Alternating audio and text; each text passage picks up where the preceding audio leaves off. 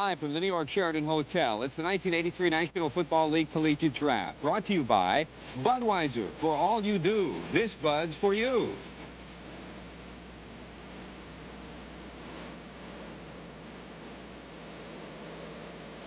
And by Timex, ESPN's timekeeper. Timex, we make technology beautiful. And by the Shell Oil Company, supplying quality products and services to meet your driving needs. Come to Shell for answers.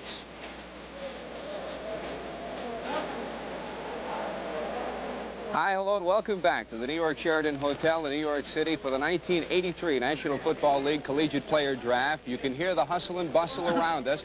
Our entire ESPN draft team is ready to bring you the draft for the 4th consecutive year, and we are just moments away from the start of this 1983 draft.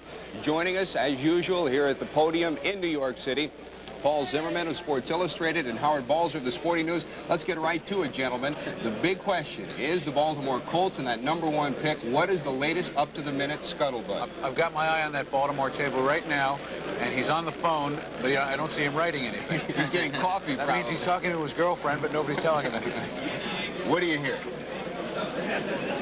Well, the newest entry, of course, is the LA Raiders. They have a package on the table with Chicago, enabling them to get the #6 pick in the draft, enabling them to put together a package to get Elway. I don't see any names mentioned in that package, veteran package offensive lineman, which is what Chicago wants.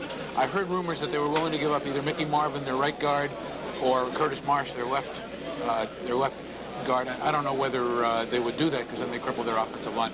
I don't know. It seems that New England is also in the hunt, and San Diego, if they have reached agreement with Fouts, now fades to 3rd in the Elway sweepstakes. Howard, how do you read it up to this minute? That pretty well wraps it up, really. New England all along has had the best offer on the table, a 1 and a 2 this year and a 1 and a 2 next year. Nobody else, San Diego, really, up until last night, had never actually put an offer on the table to the Colts. It's coming down to the last minute. I'm sure the Colts are talking to people right now as we're speaking. So we'll just have to wait and see in the next couple minutes and see what happens. Denver might even be a late possibility as well. We'll have more on that first pick in just a couple of moments, but the man who will be starting things off in just a couple of minutes in this 1983 draft is NFL Commissioner Pete Rozelle, and he's standing by with our Sal Marciano. Sal? Okay, George. Elway may play in the NFL, may not, but for the last couple of weeks, he's been the most spoken about name probably in American sport. He really has been. I can't think of a recent draft where there's been, well, maybe since Terry Bradshaw. The Bears in Pittsburgh had to flip for the right to the first pick that year, and it was for Terry Bradshaw. But he's really been a big name in this draft. This is the first time in 18 years you've had a single-session draft. This is going to test all your personnel all over the league today.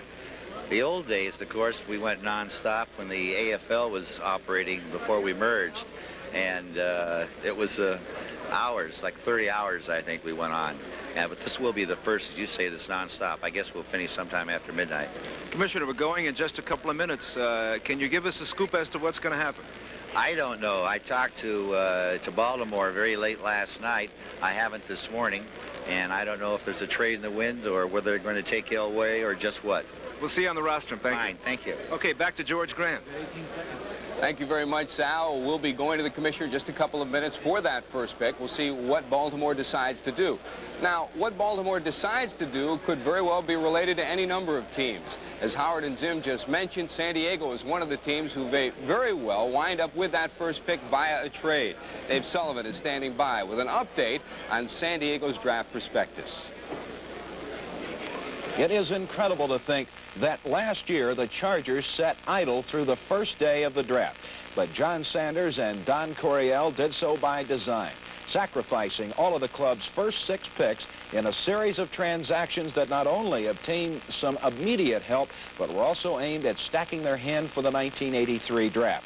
First, there was a decision to make a switch of first-round picks, part of the Fred Dean deal with the 49ers. Then came the second first-round payment from the Packers for Johnny Jefferson, along with a second-round dividend from the 49ers. Finally, last week, Sanders drew a third first-round ace from his pals in San Francisco in exchange for the club's own second-round pick, as well as the #2 choice picked up from the 49ers. Although the Chargers did not take a pick in last year's draft until the 7th round, they still managed to come up with a quality punter in the person of Maury Buford, an 8th-round choice from Texas Tech. Now, while the club has produced just 3 starters in the premium rounds over the last 5 years, the Chargers have added 5 regulars via trade, and 3 of those, Chuck Muncie, Wes Chandler, and Tim Fox, were former #1 choices, and a 4th, Ed White, was a 2nd-round selection. The San Diego Chargers have not made very many mistakes in the premium rounds of the NFL draft. The list is very short. A couple of mistakes back in 1978. However, the Chargers, due to Gene Klein's refusal to renegotiate contracts, did run into trouble and lost Johnny Jefferson and Fred Dean. Jefferson, of course, ended up being traded to Green Bay, and Fred Dean went to San Francisco and appeared in the Super Bowl with the 49ers. The thrust of the San Diego Charger draft strategy here in 1983 will revolve around 2 things. A, the team's ability to come to contractual terms with Dan Fouts, and that will dictate B, whether or not the club is able to make a deal with the Colts to get to John Elway. Should the Chargers fail to make a deal with the Baltimore Colts, General Manager Johnny Sanders will be looking for a pair of quality linemen for both sides of scrimmage. The Chargers are especially long in the tooth on the offensive line, where both Russ Washington and Ed White must be considered as aging veterans. No doubt the defensive coordinator Tom Bass would like to see the club obtain some depth for an injury and error-plagued secondary. Thank you, David. We should point out one thing, and that is a late developing story, that it may just be rumor, may just be part of a truth factor. We don't really know because no one is saying it, but there has been a report overnight that Fouts has agreed to contract terms with San Diego. No one from San Diego has confirmed that yet, and we'll be trying to check it out as the day progresses. Of course, that first pick does belong to the Baltimore Colts. And Frank Kush, while he has avoided talking about what happens with John Elway, he is very clear on what he thinks his team needs for 1983. Well, we need a lot of things, and probably some people say you need a coach also. But no, in all sincerity, I thought we made a great deal of progress last year. We need some defensive downmen very badly, at least one. We have a couple of good people in Wisniewski, the young guy from Penn State last year, Donnell Thompson. In addition to that, the offensive line, we need some help at the guard spot, and this is a good year for offensive linemen. We need receivers. We don't have a great deal of deep speed. We missed a lot of balls. We need some catchers also. So, and in the secondary, we need some help. But I would say our primary needs are both in the offense and defensive line. The head man of the Baltimore Colts, Frank Kush. 48th Annual National Football League selection meeting is now in session. First choice, first round, Baltimore Colts.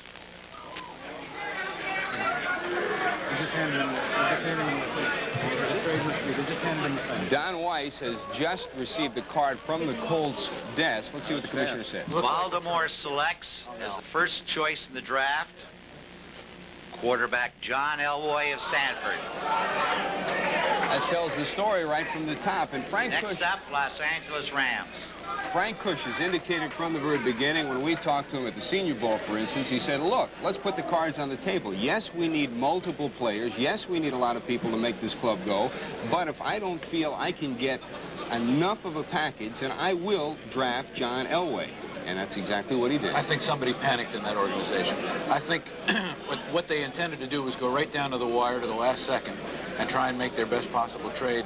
And I think somebody said, let's do it now. I don't know why they didn't wait till the very end of the 15-minute period, unless everybody backed out. One other point is they have the rights to Elway now.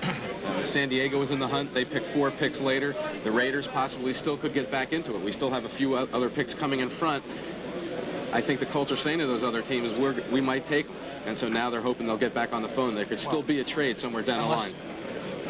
What we're trying to say here is that the story is not over with John Elway. It may be developing all day long because, number one, yes, the rights are owned by the Colts now. Number two is, will they keep those rights? Number three is, can they sign John Elway? For more on this situation and San Diego's pick, let's check in with our headquarters from our ESPN studios and Bob Lee and Company. Bob? Thank you, George. You mentioned 3 factors. Factor 4, John Elway of the Oneonta Yankees, who had $160,000 to play about 40 games last year. Chris Berman, Bud Wilkinson with yours truly, Bob Lee, will be looking at the players and putting them into their teams as they are selected. Certainly, there's no doubt, Bud, that John Elway is the cream of this draft. Whether we'll have further deals yet to be determined. But is he a franchise player? Is that too great a burden to put on a man who's got a TD interception ratio of 2-to-1, a 65% passer? I don't think there's anything about Elway that has been overstated. I think he's that kind of a football player. I think he'll be that kind of a professional football player. Elway has been called, Chris, the best college quarterback to come out of the college ranks since Namath. Dick Steinberg has said he's got no flaws. We talked about him on our draft preview show. We'll take a look at his scouting report in just a bit, and the only thing he gets knocked down on is agility, but his arm is as good as we've ever seen.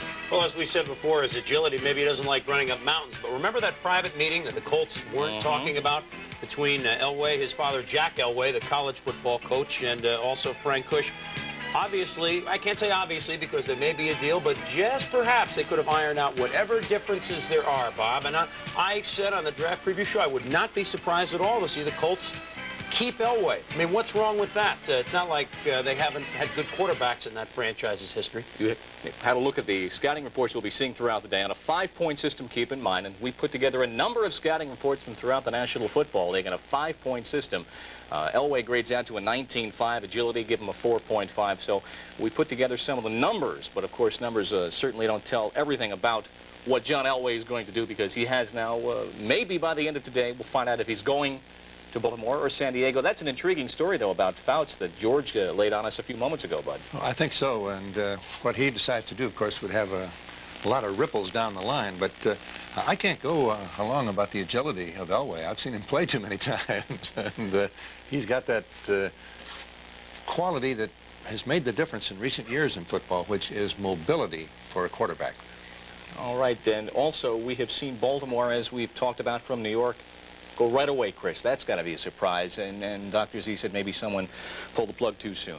It's very possible. I think what Howard said also, Bobby, that there could be another trade. In other words, maybe that jacks up the price a little bit more. We already have Elway now. Now you better come up with even a better package. You know, there are worse things that San Diego could do than keep 3 of the first 22 picks overall in the draft and perhaps come to terms with Dan Fouts. Remember, they were going to have to pay Elway about what Fouts was demanding, and that's a situation that they may have had a tough time getting to their fans on if they didn't get to the Super Bowl. Okay, so if you've just joined us, Baltimore has selected John Elway. They waited nary 45 seconds to make that selection. The clock is ticking on the Rams, who are picking second. Seattle is next up. We continue with our coverage of the 1983 National Football League Collegiate Draft right after this word. Belongs to the LA Rams, the first round, the second pick actually of the overall draft, and you see just a shade over 9 minutes during the first 2 rounds of the draft. Each team will have 15 minutes per selection, and then through the balance of the draft, the last 10 rounds, it'll be 5 minutes per selection. The Rams picking second because they, Chris, decided to trade up and work the deal a couple of days ago with Seattle. Obviously, at least as obvious as you can be before the draft, it looked like they're going to make their move for Eric Dickerson by trading up to the number 2 position because the Oilers had wanted to do so much, and Dickerson seems to be the man they want. Especially since the Rams traded Wendell Tyler. It would seem that Dickerson is the guy they want. Dickerson said he wants to go to L.A. or San Diego. It is Los Angeles' pick. Maybe they just like to burn off a little time on that clock. They like to see it tick down, think it's add a little excitement here. Let's get back to New York. The Rams were 2-7 last year, and here is their selection. Thanks, Bob. The commissioner now has the Rams pick as he approaches the podium. The Los Angeles Rams, with a choice acquired from Houston in a prior trade agreement, selects on the first round running back Eric Dickerson of SMU. Next up, Seattle. No. There you see the desk of the Rams. That's Steve Froberg on the left, who signed out the card along with Arnie Sisson and passed it on. The Rams have picked Dickerson, but the big question is, we expected the Colts to take some time. The Colts did it in 30 seconds, and the Rams took their time to do what everybody thought was going to come. I think George told her to make him dramatic. I don't know what the explanation is. Maybe some team was talking to them about a trade, and they were thinking about it a little longer. You just never know, but it certainly was a surprise. They took almost 7 minutes to make that selection. I wish we were in the war room with some of these teams to see who's given up on the Elway sweepstakes and who's intensified their efforts. And I think maybe if you see somebody taking a lot of time when they shouldn't, somebody is bugging them for their pick. And we should point out, too, the situation surrounding the Rams. In case you missed it late yesterday, the Rams did send Wendell Tyler to San Francisco along with Cody Jones, so that made it very clear that they would go for a running back. Now, Seattle up next, and it's very clear from all the discussions all of us have had with Seattle folks, that Kurt Warner seems to be the man that at this point in time, we don't know who they're going to pick, seems to be the man they were looking for. Well, you know, the Seattle organization has said all along that they wanted Warner ahead of Dickerson. And if John Robinson would have believed them, he could have kept that 3 spot, didn't have to move up, and could have gotten Dickerson anyway. Of course, maybe he doesn't believe him. Of course, Warner, so much like Joe Cribbs, the running back that Knox had in Buffalo. So you got to feel that's what they're going to do. Maybe they'll take all their 15 minutes now and then pick Kurt Warner, who we all expected anyway. Okay, we're waiting on Seattle. Already gone. John Elway's been picked by the Baltimore Colts as the top draft. Dickerson has just been selected from SMU by the Los Angeles Rams. We're waiting on Seattle. But how about Dickerson? Let's go back to our studios and get an update on a very fine running back. Bob?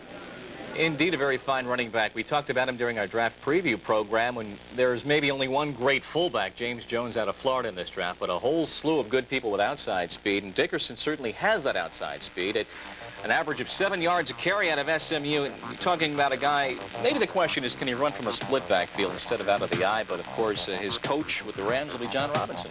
Well, John has been a follower of the tradition of Southern California, where our tailback's going to get the ball a great deal of the time. He's going to make our football team. You go back to O.J. Simpson, to Davis, to Bell, to all of the great tailbacks, and that's the philosophy that John Robinson has, and pro football's not that much different. Now, Chris, he has not caught Eric Dickerson a great deal of passes. SMU did not necessarily throw their backs a lot. Maybe that's not a major question for the Rams, but we'll grade him out in just a second. Here's a guy who's averaged nearly 150 yards a game.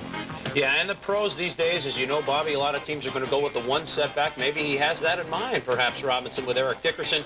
The fact that he doesn't fumble many pitch outs, maybe they think he has the good hands. They say that when that ball was thrown to him, Bob, that he looked good with it. So it's just not fair to fault him because he didn't play in an offense that had, a pro style. As a running back, we'll grade him on inside speed, outside speed, his ability to block for fellow running backs and catching. And again, on that 5-point system, we get him a best grade ever for outside speed at 5.0 and an 18.8 out of a possible 20 again. Remember, these are a compendium of different NFL scouting reports. We are waiting now on the Seattle selection. Let's send it back to the Sheridan and George Grant. Thank you, Bob. We're waiting on the Seattle Seahawks. Their selection will be coming up next. The Seattle contingent of Bob Anderson and Gary Sussick now waiting on the word. There is the card handed to Don Weiss, and it goes to the commissioner for the 3rd pick of this 1983 National Football League draft. Already selected, Baltimore picks Elway. Dickerson selected by the Rams. Here's the commissioner.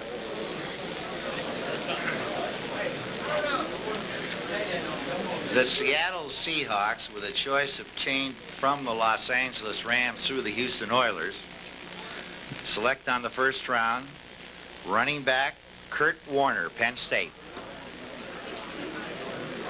Next up, Denver Broncos. Well, there we have 3 down so far. Elway to Baltimore, Dickerson to Los Angeles, and Warner to Seattle. As we wait the 4th pick, will it be Hunter to Denver or will there be a trade? ESPN's live and continuous coverage of the 1983 National Football League Collegiate Draft will continue after these messages.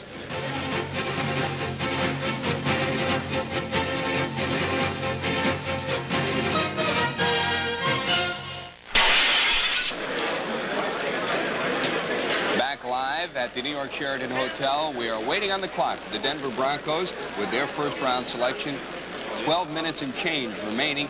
Again, each team is allowed 15 minutes in their 1st and 2nd round selections. After that, for the remainder of the draft, it will be a total of 5 minutes per round, and it'll all be done in one day.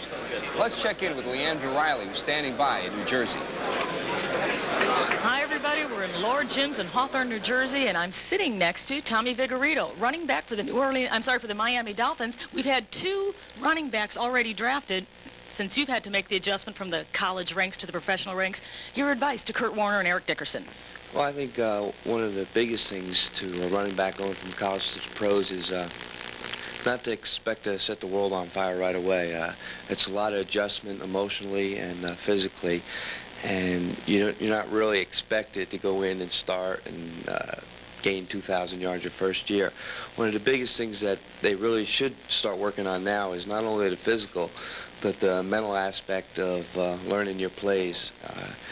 it sounds simple, but it's so hard when you get into the pros with the audibles and all. But it means so much to coaches if you can be able to pick up your plays your first couple of days of practice and all. So if they get their hands on a playbook and start studying, that'd be the best thing for them. All right, I would like your reaction to the drafting by Baltimore of John Elway. A lot of people were surprised. I thought they'd trade that selection away. I was surprised too, but I'm happy he went there instead of San Diego because I think we can beat Baltimore with Elway, but I don't know about if we could beat San Diego with them if they got rid of Fouts. So. Okay, John Elway, the gauntlet has been tossed by the Miami Dolphins. Let's go back to New York. Thank you very much, Leandra. We'll be checking in with Leandra periodically during the course of this day to keep up to date with some of the agents and some of the key players of this 1983 National Football League draft who are there. Don't forget, we'll be checking in with the West Coast. Greg Wyatt will be there. We'll check in with him shortly to update you on what's happening with some of those West Coast teams. And also, as we wait for the Denver Broncos decision, let's check in at our ESPN studios with Bob Lee and company. Robert. Thank you, George. Not too much of a surprise that Kurt Warner went to Seattle, Chris, when you consider some of the economic connections. Well, people are saying it's a question of to agents, do we shy away from players? My understanding is that Marvin Demoff represents not only Kurt Warner, the running back from Penn State, but also Chuck Knox, the new Seattle Seahawks coach. So chances are they ought to be able to get together on some terms. Well, so far we have seen John Elway go to Baltimore. No trade yet. The Rams taking Eric Dickerson second, and Kurt Warner selected by Seattle. Speaking of the number 2 selection in this draft, as Eric Dickerson of SMU has gone to the Rams, Greg Wyatt standing by live at Rams draft headquarters in Los Angeles to talk with head coach John Robinson. Well, it was a foregone conclusion, really, that you would pick Eric Dickerson. Of course, Wendell Tyler went to San Francisco yesterday. Well, we feel in Eric Dickerson we have a man who has the potential of being one of the really great backs. He's got every physical attribute that you would want in a back. I've been very impressed also, things besides size and speed. I've been impressed with his ability to run tough inside and his elusiveness. You know, you think of a speed guy being an escapist and just going. Well, I think he can make you miss in tight. I think he's got some of the attributes that I think have made Marcus Allen such a good back. So I see some parallels between them, but I also see some great speed. When you look at a guy like Dickerson, anybody who can beat Earl Campbell's record in the Southwest Conference has just got to be incredible. And he's done some phenomenal. He breaks long runs at a phenomenal rate. It seems like about every 4 or 5 minutes when you watch film, he runs 70 yards for a touchdown, and that's not bad. And we're really very excited about it. This is going to be very interesting in Los Angeles with Marcus Allen of the Raiders and now Eric Dickerson of the Rams. Back to you. Thank you very much, Greg. And Denver, the time ticking down with 8 minutes and change on the Denver Broncos, the 4th selection overall in the first round of the draft. And Denver, that is a picture of exactly what's happening in New York, and it's Denver's own selection. What is the shopping list for Denver? A lot of stories they might have been dealing number 1 of next year for Elway. That is yet to occur, of course. Dan Reeves, the head coach of Denver, has a rather long shopping list, as you might expect after last season. We'd like a wide receiver, a tight end as far as our offense is concerned, and wouldn't mind getting an offensive lineman. On defense, I feel like we have to improve our pass rush, and we're looking for a defensive lineman. I'd like to find a cornerback. So there's 5 or 6 positions that we'd like to help ourselves with, and we got the 4th pick of the draft this year. And, you know, I really haven't sat down and started rating them, but if we could get one of those positions in the first round, I feel like it'd help our football team. So the coach mentioning a number of different positions. Let's backtrack just for a second and look at the selection that Seattle has made, agents aside, of Kurt Warner, who, Bud, statistically is the top man ever at Penn State, has been called better than Lydell Mitchell, better than Franco Harris, in of course with 4.5 speed, a 5-point average, a lot of pass catching his senior year.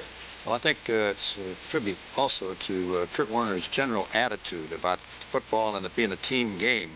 Going into the season, he probably would have been close to Herschel Walker, the other great running backs, for yardage gain, had Joe Paterno not changed the philosophy of offense. Joe felt in today's football you must throw the football more, and they changed their basic attack. Instead of trying to wear people down in the 4th quarter, they put the ball up in the air. Warner adapted to it, gave to his teammates, was a great pass receiver, and everybody knew he could run the football already. And he is, of course, on our scouting report, again, a 5-point system. Chris, maybe his blocking is the low mark, but his outside speed certainly one of the reasons that Seattle took him 3rd in this draft. Yeah, as Bud said, Bob, that he did not sulk very long for not carrying the football, and it made him a more polished professional, or about to be professional. And Chuck Knox, as Dr. Z has referred to all along, had said that he thought that in Warner versus Dickerson that the Seahawks would be getting a more polished player, inside, outside, blocking, and also catching. And maybe he's right. All right, Denver is the team next up, though. The clock continues to march down on the Denver Broncos. There's been talk of them trying to work a trade for a tight end with Dallas, yet to be seen. Now, let's see what's happening right now in New York City. Thanks, Bob. We're still awaiting 5 minutes, 40 seconds plus on the Denver Broncos and their selection. And, gentlemen, when you talk about Seattle, the last 5 first-round picks they've had have been on defense, but it was really known that they were going to go for some punch, for something in the offense, because they've had so many injuries in that backfield. And the offense, whereas it's getting older, is a good offense with a little bit of help here or there. You talk about Seattle's picks being defense, but they weren't Chuck Knox's picks. Right. I think the other key also, though, is Seattle could use some upgrading on their offensive line. With this trade now, where they gave the 2nd and 3rd round pick to Houston to move up, they don't have a 4th round pick. That went to St. Louis in a trade for Theodis Brown a couple of years ago. So Seattle now takes a lot of time off. They don't pick again until the 5th round.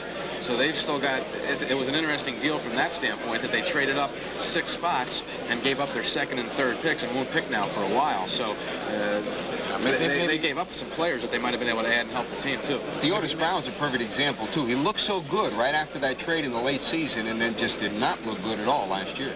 Yeah, maybe Chuck will bring Conrad Dobler out of retirement. One other interesting point on the Rams. Rollins, right? Paul was talking earlier about the Rams could have probably stayed 3 and gotten Dickerson anyway. But I guess their thinking was, well, we only had to trade a 4th to move up the 1 spot. So perhaps in their thinking it wasn't that high a price just to make sure that they got Dickerson to move up the 1 spot. 4th last year and a 4th this year. I mean, all these extra drafts that Don Klosterman had built up, now they're losing him, and I wonder how he feels sitting watching this thing. Denver.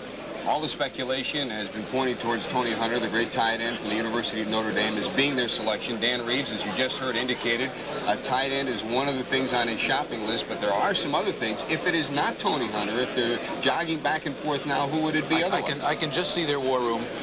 Joe Collier, their defensive coach, pleading for Billy Ray Smith, saying, please, we've got to have that outside or inside linebacker, and Reeves saying, well, I like Tony Hunter, the offense and defense having a war out there. And there's also thinking that Chris Hinton of Northwestern could be the choice, because there's the possibility that Claudie Minor might retire for the 2nd time like he almost did last year. But so there's 3 solid choices that you could make a good case for Denver making, or they might, again, like we talked earlier, might even be working out a trade possibly with Baltimore to get John Elway. So this really holds the key to the rest of the draft right now, what Denver does. The 1982 draft was recognized as an offensive draft. This draft also as an offensive draft, a very strong draft, even before the USFL depleted some 10% or so of the players that might be selected in the first few rounds, and that's the way it's panned out so far. Offensive players. I think you won't find a defensive player drafted until Billy Ray Smith, and then it might be only 2 in the first 10 or 11. The next one will be Terry Kennard.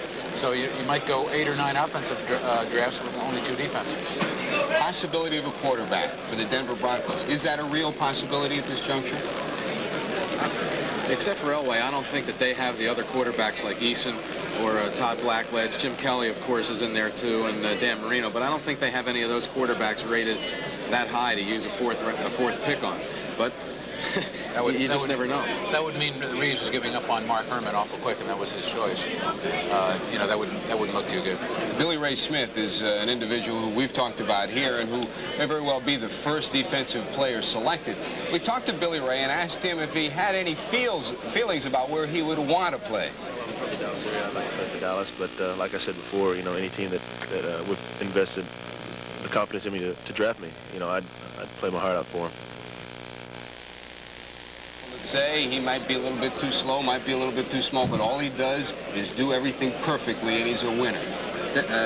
Denver's now writing their pick. Remember, there was also a lot of talk about Dallas wanting Billy Ray Smith and offering a lot of players to Denver. Butch Johnson was mentioned. Jay Saldi was mentioned. Glenn Carano was mentioned. Of course, Reeves was once an assistant with Dallas. So we're going to find out momentarily what happens, but there are a lot of possibilities. Dan Reeves is on the last year of his contract, too, and he's got to produce.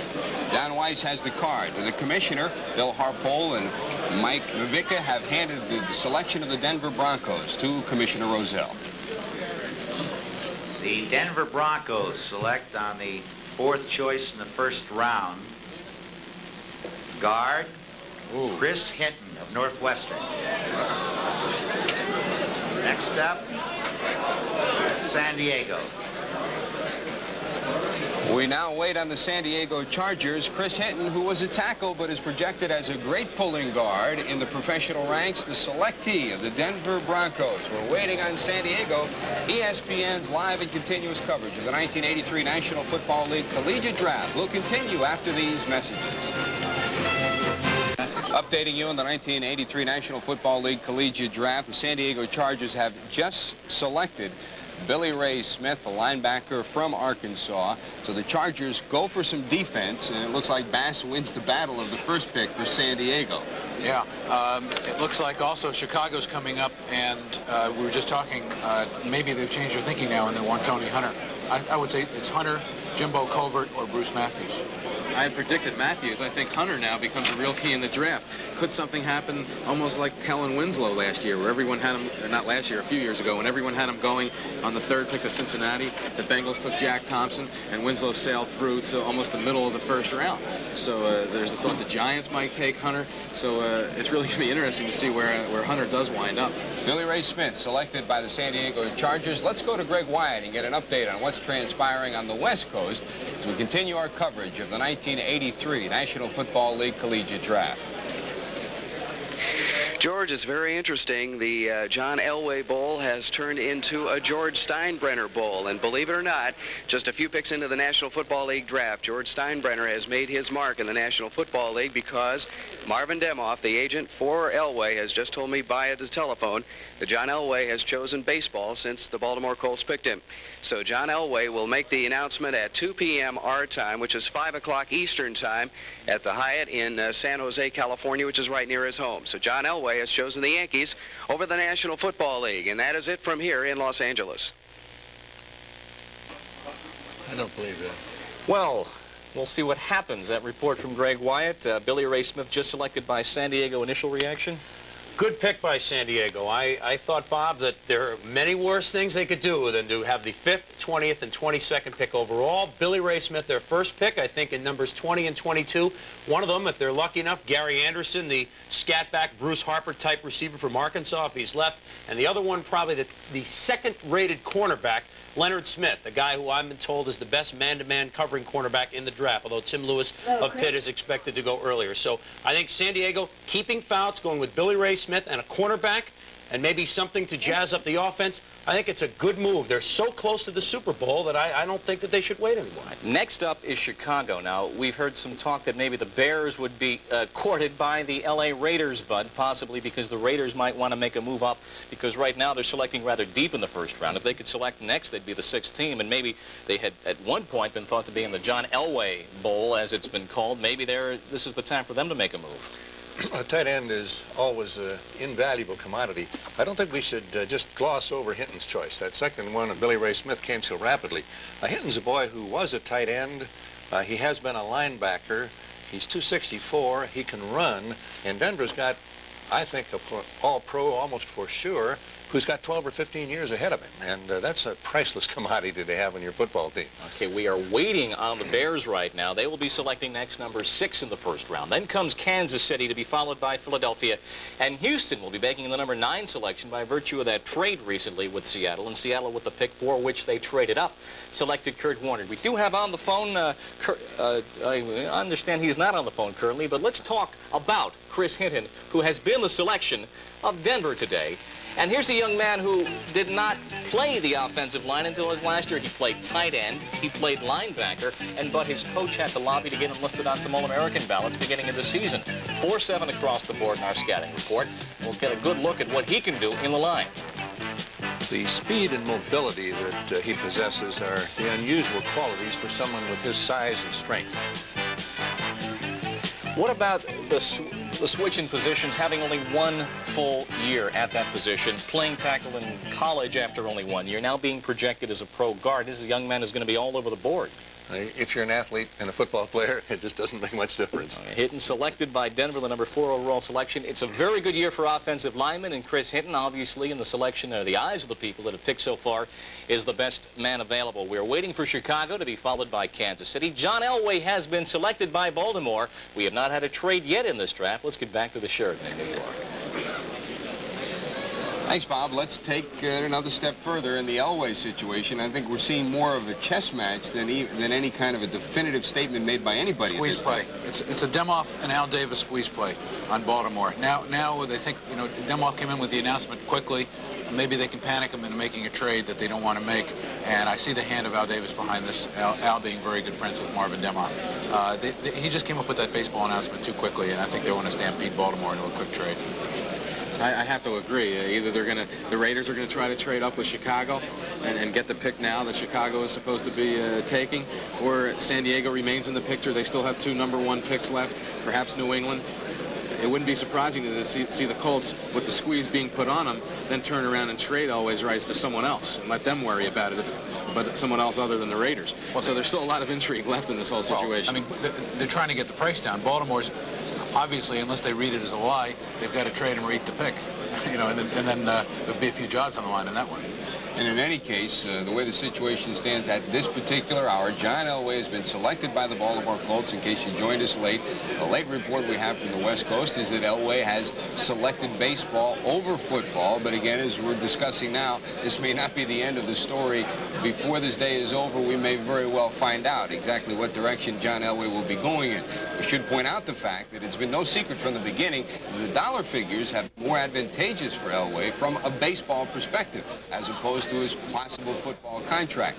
But there are a lot of other intangibles that will go into the Elway decision, so we'll be keeping up on that during the course of this entire NFL draft. Let's go back to Sal Marciano now, who has more reaction on this day number 1 of a one-day draft this year in the NFL. Sal. George, the reaction here at the Baltimore Colts table is short and sweet. No comment from Dave Filer and John Scott, the representative of the Colts here in New York. I spoke with Commissioner Pete Rozelle, and the NFL commissioner said he will reserve comment until after John Elway's news conference this afternoon. Now back to George. Okay, thank you, Sal. And standing by at our ESPN studios, Bob Lee and company are prepared to keep us up to date on what else is transpiring as we look at some of the athletes who have gone already. For instance, Billy Ray Smith. And before we go, we got Chicago now just working on their table. Let's stay with it for just a couple of moments and see what transpires, because they are ready to take their pick. The Bears with the first of 2 picks. Don Weiss has the card. He'll go up to the commissioner and get the first pick of 2. The second would be from Tampa Bay later in this first round. The Bears with 2 #1 picks in the first round. Here's the commissioner. Trade. That's a trade card. I can see by the expression on his face. The Chicago Bears. The Bears pick on the first round. Jimbo Covert, tackle, Pittsburgh. Next up, Kansas City. Okay, 2 tackles, 2 big tackles have gone so far in this first round. Hitting from Northwestern, Jimbo Covert, one of the strongest offensive tackles ever to play the college game from the University of Pittsburgh, now goes to the Chicago Bears. We'll be back with more of ESPN's live and continuous coverage of the draft after these messages.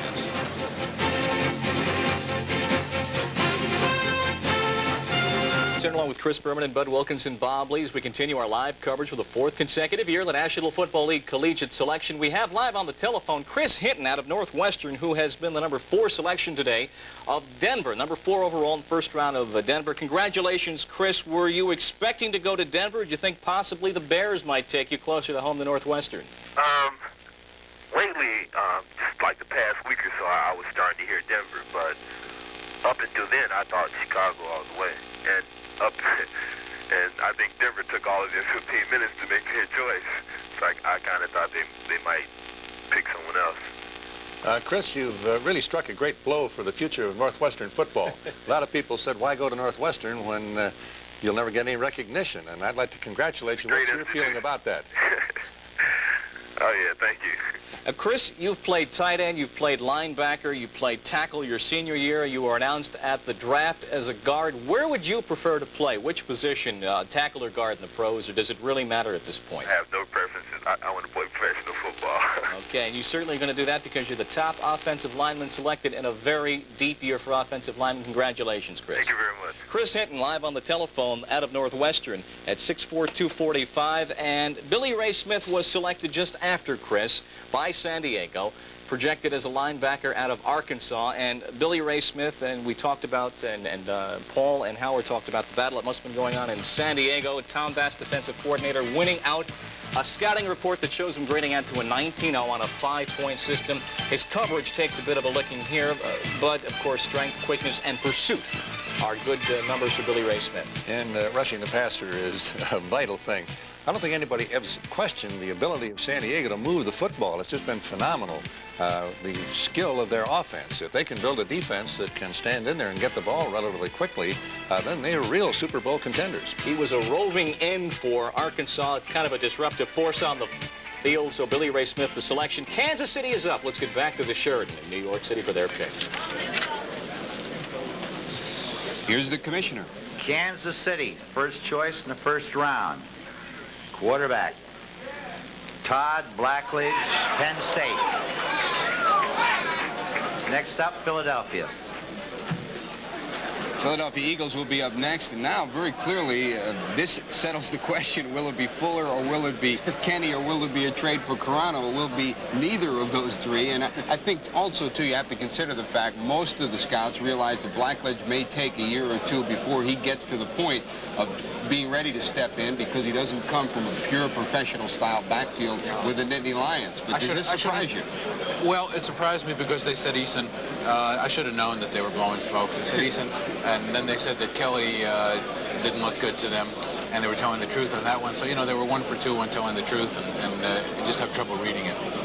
Surprise to you? That's the main surprise, that it was Blackledge, and most scouts felt that Eason and Jim Kelly perhaps were the number 2, 3 quarterback, and Kansas City obviously had Blackledge as their number 2, and they had wanted to get some offensive line help. Perhaps they think that'll still be available on the second round, and so this is just another draft like they usually go. Meanwhile, Tony Hunter goes undrafted. Yeah. He's the Sean Farrell of 1983. And the next question too is what happens with either Fuller or Kenny at this stage now too. I doubt they're going to go with 3 quarterbacks by the time they hit camp. They might. I would think it makes more sense to trade one. I don't think the formula works, having 3 young quarterbacks or even 2 young quarterbacks the same age, close to same ability. That's never worked, and it's created problems. I think they'd be better off getting an old guy to play back if they want 3 and trading one for good value. Philadelphia Eagles up next. New coach, Marion Campbell. New player personnel people, because Peterson is going to the USFL. This is a critical draft for them. It really is. They have the